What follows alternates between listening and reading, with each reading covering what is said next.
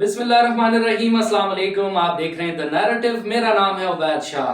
नाजरीन, सरबराह जवानाने पाकिस्तान ने हमें ज्वाइन किया है। अब्दुल्ला हमीद गुल साहब गहरी नज़र रखते हैं मुल्की हालात पे, सियासत पे। उनसे जानेंगे जो म्यूजिकल चेयर चल रही है आजकल, उस पर क्या अपना तज्जिया देंगे और एज अ सरबराह जवानाने पाकिस्तान उनका क्या कंट्रीब्यूशन होगा करंट पॉलिटिक्स के अंदर, पाकिस्तान की बेहतरी के अंदर। उनसे जानेंगे। Sir, thank you so very much for joining us.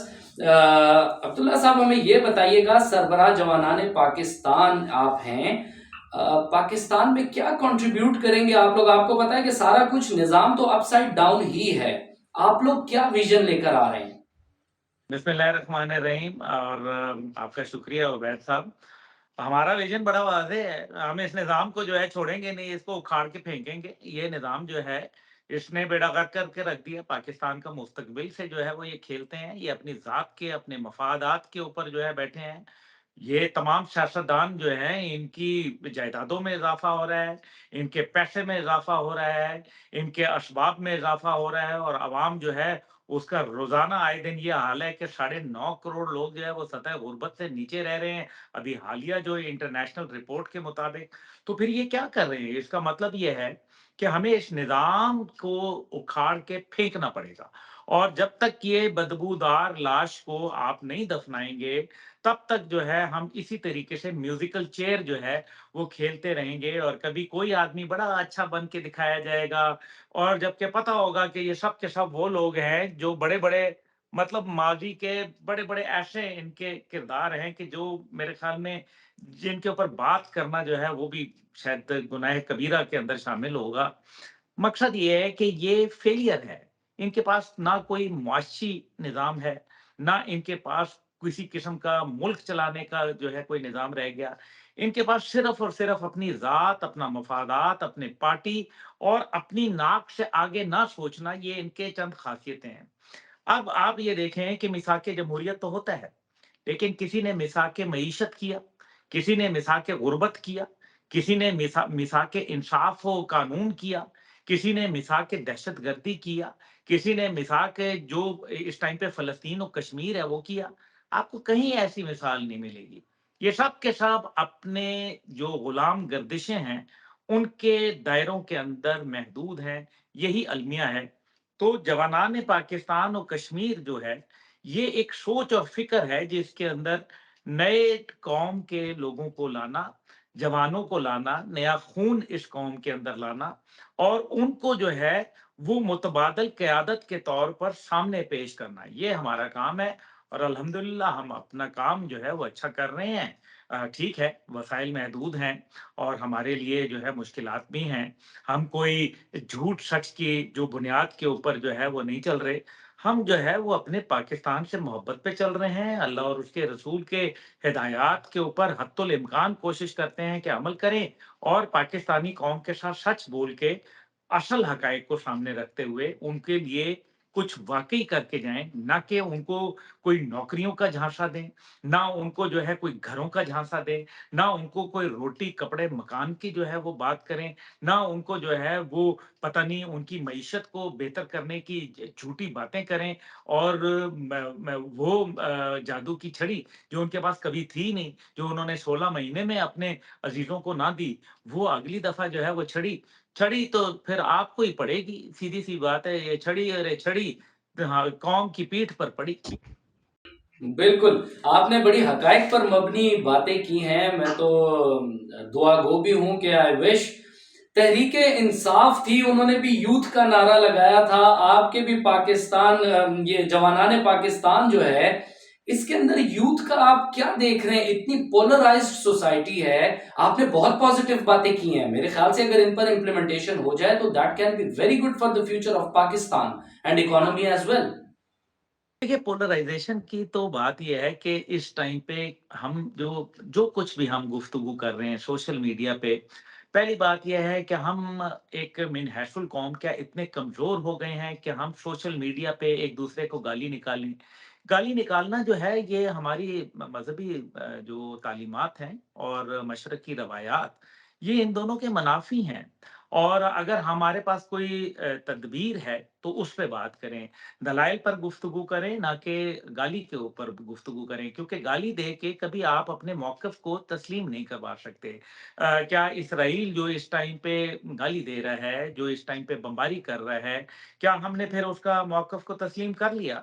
تو بالکل نہیں۔ کیا بھارت جو ظلم و تشدد کر رہا ہے کشمیر میں، کیا اس کے موقف کو تسلیم کر لیا جائے اس لیے کیونکہ اس کے پاس طاقت ہے، اس کے پاس وسائل ہیں، اس کے پاس 600 ارب ڈالر سے زیادہ کے ذخائر ہیں، تو پھر اس لیے اس کا موقف تسلیم کر لیا؟ I'm sorry، یہ نہیں ہو سکتا۔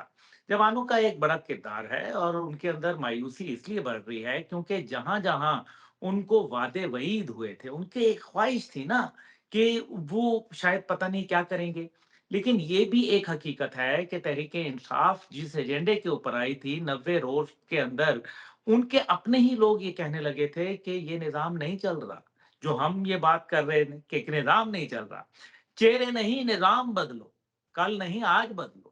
اس لیے آپ کو جب تک کہ نئے چہروں کو نہیں لے کے آئیں گے، وہی پرانے چہرے، وہی شیخ رشید جو پتہ نہیں کبھی اس پارٹی میں، کبھی اس پارٹی میں، کبھی ادھر اقتدار کی خاطر ٹھوکریں کھاتے ہیں، کبھی ادھر اقتدار کی خاطر ٹھوکریں کھاتے ہیں، وہ لوگ جو استحکام پاکستان پارٹی کے اندر بھاگے جب پارٹی نہ الیکشن کمیشن پہ رجسٹر تھی، نہ ان کا کوئی پارٹی جھنڈا بنا تھا، نہ ان کا جو ہے وہ پارٹی فلیگ ان کے پاس تھا، نہ ان کا پارٹی کا لوگو تھا ان کے پاس، نہ ان کے پاس دفتر تھا، اور لوگ ان کے پاس جا رہے تھے۔ کیا یہ تماشا لگا کے رکھتی ہے قوم کے ساتھ؟ ہم نے اس قوم کو کیا سمجھا ہے؟ یہ جو ہمارے ناظرین سن رہے ہیں، ہمارے جوان سن رہے ہیں، ہمارے خواتین بچے بزرگ سن رہے ہیں، یہ بتائیں نا، ہم نے ان کو کیا، یہ جھوٹ کے اوپر کس لیڈر نے جو ہے سچ بولا ہے؟ قائد اعظم محمد علی جناح ایک بڑے لیڈر تھے، سچ بولا کرتے تھے، اور سچ بولنے میں ہمیشہ تقویت ہوتی ہے۔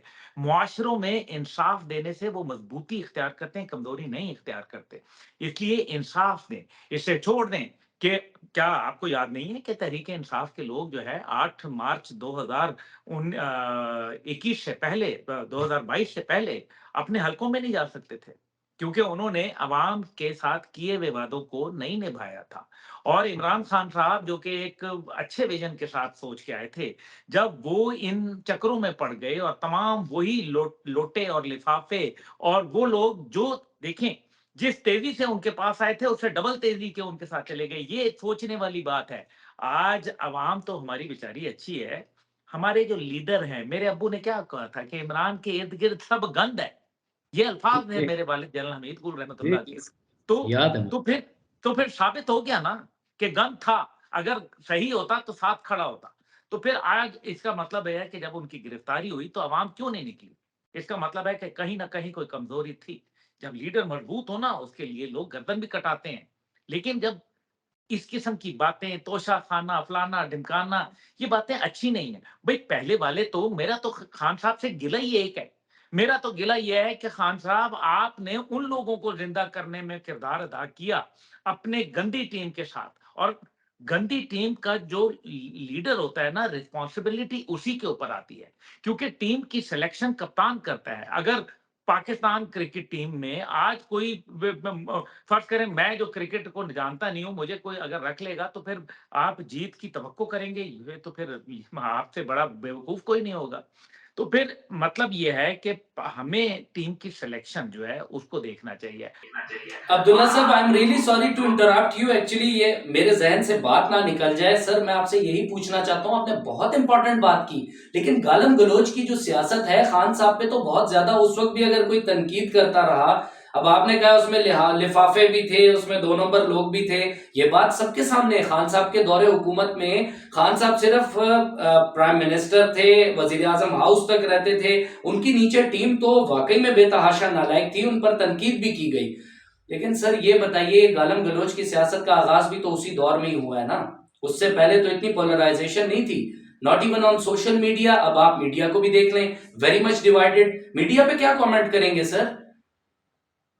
یار میڈیا تو میں ابھی اس پہ کیا بولوں سر ایک امپورٹنٹ پلر ہے، آپ کو پتا ہے، لوگوں کو تو دیکھتے ہی ہیں نا، یہاں پر تو ہم بہت ساری باتیں کر سکتے ہیں، آن مین سٹریم میڈیا پہ تو بول ہی نہیں سکتے، کیونکہ وہاں فیوریٹزمز ہیں سر۔ ہے کہ یہ جو میڈیا ہے نا، ہم ایک قسم کا میرا خیال ہے اس سے قوم کے جو امنگیں اور جذبات ہیں ان کا اظہار جو ہے وہ ایک بڑا فرق انداز میں، یعنی کہ جتنی فرسٹریشن ہے، ہم جو ہے پہلے، آج سے جب سوشل میڈیا اتنا ایکٹیو نہیں تھا تو ٹی وی پہ ٹاک شوز آتے تھے، ان میں لڑائی جھگڑا، رات کو انسان اپنا سٹیم آؤٹ کر لیتا تھا ایک ایسا پروگرام دیکھ کے جس میں آخر میں تھپڑ اور مکے چل رہے ہوتے تھے، یا بد ہوں، زبانی بد کلامی کی اعلیٰ روایات کو قائم کیا جا رہا تھا۔ یہ وہ قوم کے گھٹیا نمائندے تھے جنہوں نے جو ہے وہ طرز تکلم کو سامنے رکھا جس کے نتیجے کے اندر آج یہ پود پیدا ہوئی۔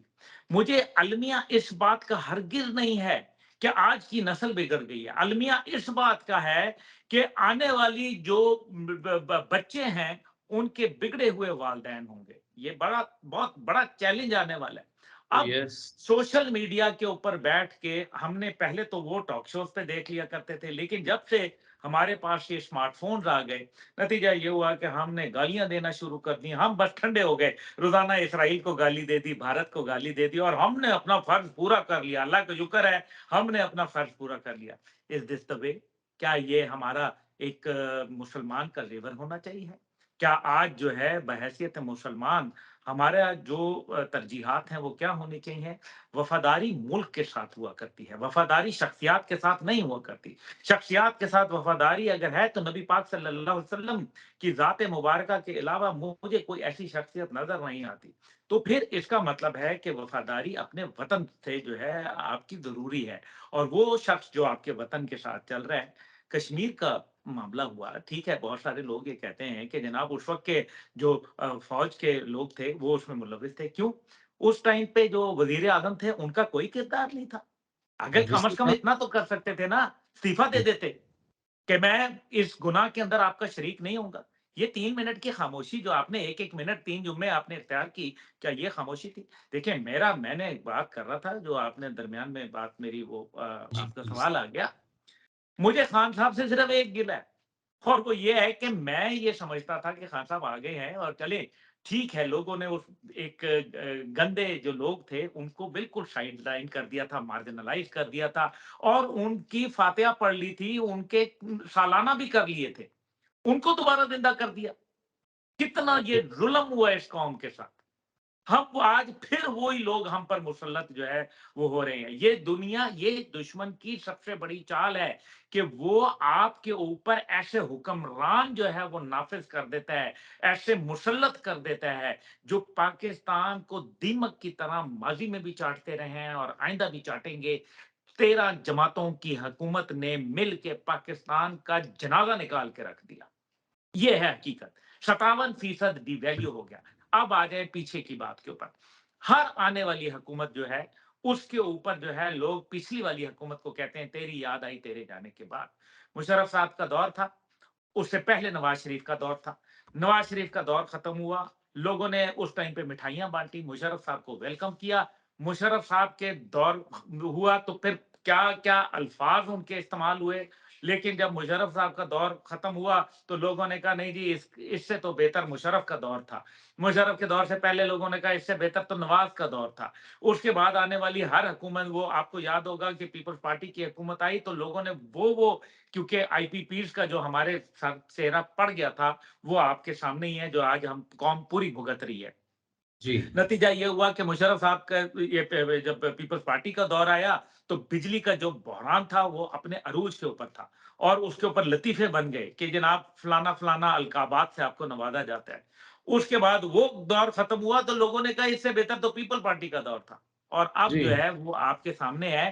میں یہ ڈر رہا ہوں کہیں ایسا نہ ہو لوگ کہیں پی ڈی ایم کا دور بہتر تھا۔ یہ حالات کیا چلیں، دیکھیں، بات یہ ہوتی کہ اسٹیبلٹی تب آتی۔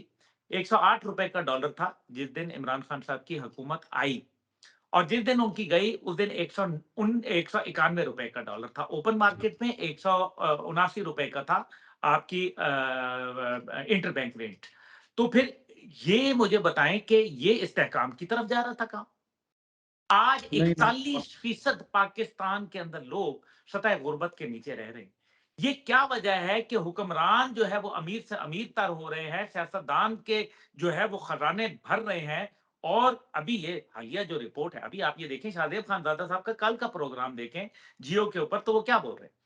ہم نے جناب وہ توشہ خانہ کے حوالے سے ہمیں قانونی نوٹس آیا، انگلینڈ میں بھی آیا، یہاں بھی آیا، ہم نے اس کا جواب دیا، اور اس کے بعد خان صاحب کی طرف سے توشہ خانہ کی کیس کو مزید پلیڈ کرنے کا انہوں نے کوئی چھوڑا ہی نہیں. یعنی کہ اس کے بعد انہوں نے کوئی، یعنی کہ اگر ثبوت شواہد ہوتے تو پھر گھسیٹتے نا ان کو عدالتوں میں، کیوں نہیں گھسیٹے؟ جی تو پھر بالکل. ان کے فراگوگی کے آپ ساری چیز چھوڑ دیں. میں کہتا ہوں سب فراڈ ہوگا، لیکن 102 جو اکاؤنٹ آئے ہیں وہ تو موجود ہیں. آپ مجھے بتائیں عبید صاحب، آپ کے کتنے اکاؤنٹ ہیں؟ بتائیے مجھے. سر بالکل بالکل ٹھیک کہہ رہے ہیں. عام نہیں، کامن مین کے آپ کتنے میرے سے اکاؤنٹ؟ پوچھیں، میں آپ کو بتاتا ہوں جی میرے 2 اکاؤنٹ ہیں، 3 اکاؤنٹ ہیں، چلو. بالکل صحیح آپ ہے. کے اتنے اسی ہوتے ہیں طرح سے نارملی ایک یا دو، ایک یا 2 اکاؤنٹ ہوں گے. 102 صحیح. اکاؤنٹ کس طرح سے ہیں؟ پھر وہ وزیر اعظم کا جہاز میں بیٹھی ہیں، پھر وہ جو ہے وہ استعمال کر رہی ہیں، اور ان کے خاتون اول.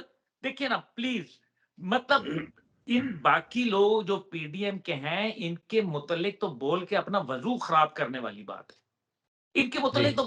لیکن جو قوم کے مسیحا کے طور پر آئے، جو جوانوں کا آپ نے سوال جو اسپیسیفکلی پوچھا تھا، کہ جوانوں کا جو ایک تھا کہ بھائی ہمارا ایک آدمی آئے گا، اس نے ہمیں مایوس کر دیا. اس لیے ان کی جب جوانوں کی امیدیں زمین بوس ہوں گی، ڈیش ہوں گی، اس کے بعد ایک نیا نظام کی جو ہے خواہش پیدا ہوگی اس قوم میں، اور وہ نئی خواہش لے کے جو ہے انشاءاللہ تعالی وہ ایک نئے سسٹم کو جنم دے گی.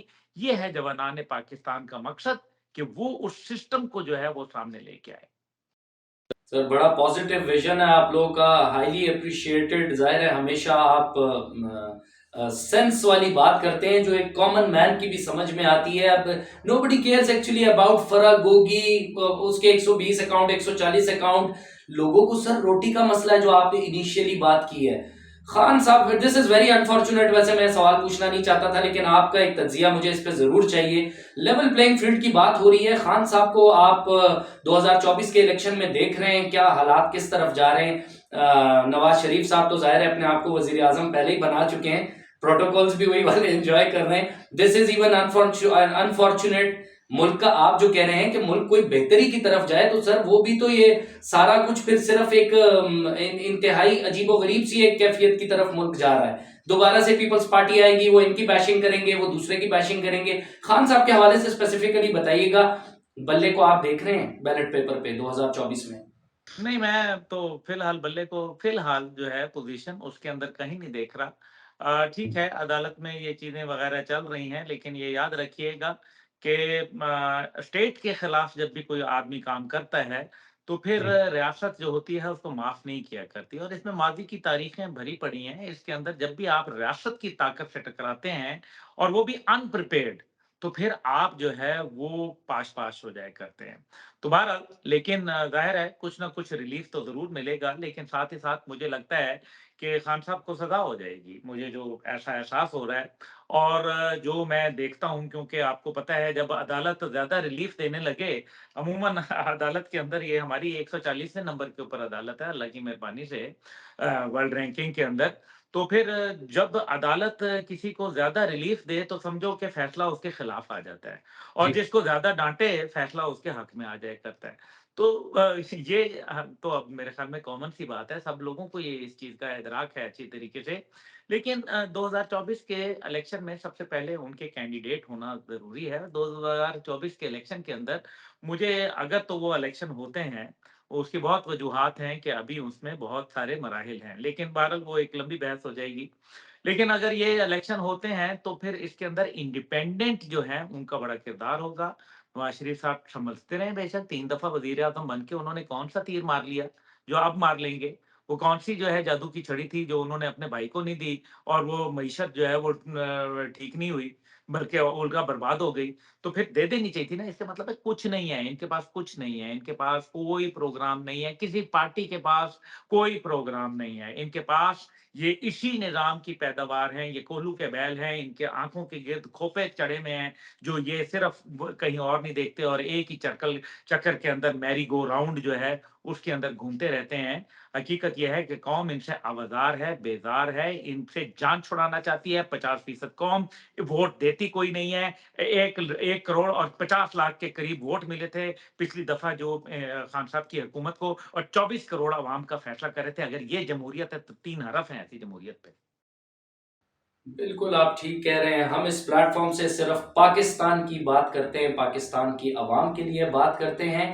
آپ کو بھی انوائٹ کرنے کا مقصد یہ تھا کیونکہ آپ کا جو ویژن ہے، آپ کی تھاٹس ہیں، لرنڈ بندے کا ہمیشہ یہی اچھی بات ہوتی ہے کہ وہ کامن مین کو ضرور اپنے ساتھ یاد رکھتے ہیں. جوانان پاکستان میرے خیال سے ایک چوتھی قوت کی ضرورت ضرور ہے، ایک پولیٹیکل پارٹی کی بھی ضرورت ہے. اللہ تعالیٰ آپ کو آپ کے ویژن میں بھی کامیاب کرے، آگے بھی کامیابی ہو. عوام کا آپ نے کہا بالکل واقعی میں بیزار ہو چکی ہے. موروثیت کی سیاست جو ہے وہ بھی ختم ہونے کا نام نہیں لے گی. ابھی بھی صرف اقتدار کی ہی جنگ چل رہی ہے. I want your closing comments for the people of Pakistan کہ پاکستانی پر امید رہیں، کچھ اچھا ہو سکتا ہے اس ملک ہاں میں. ہاں، کیوں نہیں.